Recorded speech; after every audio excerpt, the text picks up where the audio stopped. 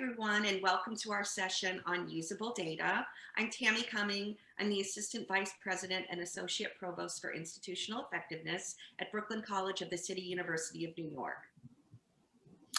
Hi, I'm David Miller from the University of Florida, where I'm a professor in research and evaluation methods, and also the director of the School of Human Development and Organizational Studies and Education. And I'm glad to have with us today Bethany Miller from Macalester College, who's going to discuss usable data with us. Hey, thank you so much for having me. I'm Bethany Miller, Director of Institutional Research at Macalester College. Thank you so much for joining us, Bethany. I'm really excited to speak to you after I've read your blog, really talking about data issues and the volumes of data that IR offices are working with and trying to convert that to actually usable information. Too much data, not enough information, definitely caught my attention. And I thought it would be helpful to our audience to understand and contextualize that in higher education. Sure, I'm happy to.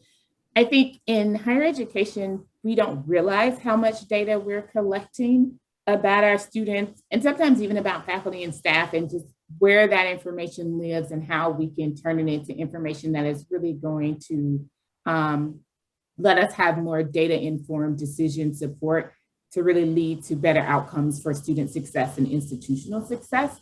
And so as we think about the mountains of data, we have to think about how can we take all of the data we collect during the admissions process, from surveys, from assessments, from sort of ad hoc data collection pieces that people may not even realize are sort of happening around campus, and how can we use that to support decision makers at every level of our institution to really enhance the student experience.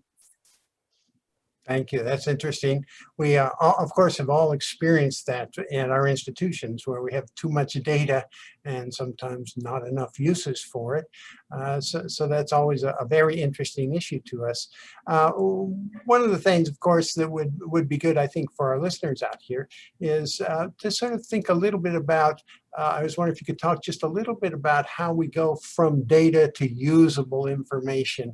And do you have some specific pieces of advice and tips for our listeners about that kind of a transformation of the data? Absolutely. I think for me, when I'm working with people and working with folks new to IR and they think, oh, we have so much data, we collect. I challenge even myself and all of us to think about, okay, why are we collecting the data? So starting out with the end in mind, so sort of a backwards design approach of what are we going to do to turn this data into usable information at the end?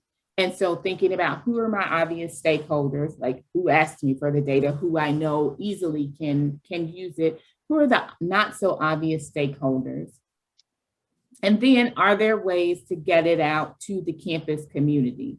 So realizing that people may not be interested in the larger data set, but there are ways to break out pieces of data and turn it into information and show them how they can use that in their work with students and with the campus community. And then taking it on the roadshow, showing people what data we have up on the website and how we've turned that into information, taking it back to the campus community. So one of the things that we've done often is I have this thing called Survey Says, and it's really a poster that we put together and post all over campus. And so the students can see, you took this survey, we learned this information from you in whatever sort of means, and here's what you said, here's what we heard, here's what we did as a result of that. And so really thinking about how we take data, turn it into information, challenge people to use it, and really close the loop, not just thinking about closing the loop for assessment purposes, but really in all of our sort of work to support student and institutional success. How do we close the loop and get the data back out of the door?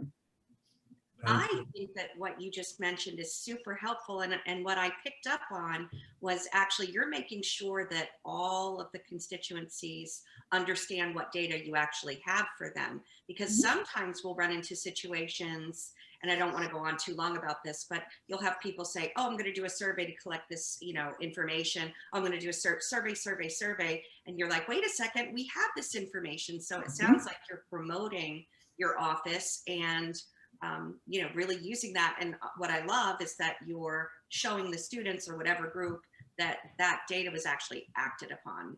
We didn't just do it to collect the information. So that's really helpful. I think that those are some really nice tips for anybody in an IR assessment office.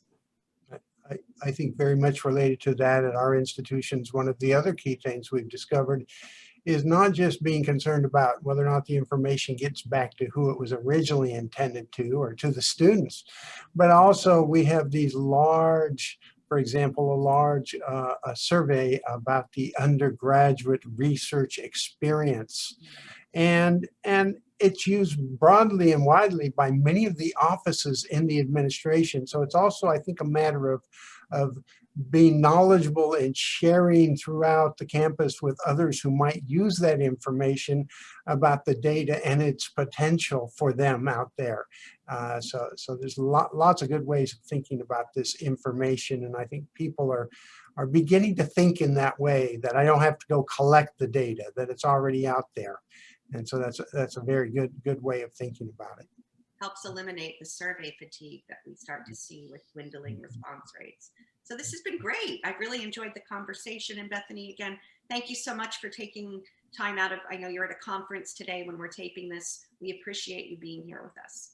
Thank you so much for having me. Thank you.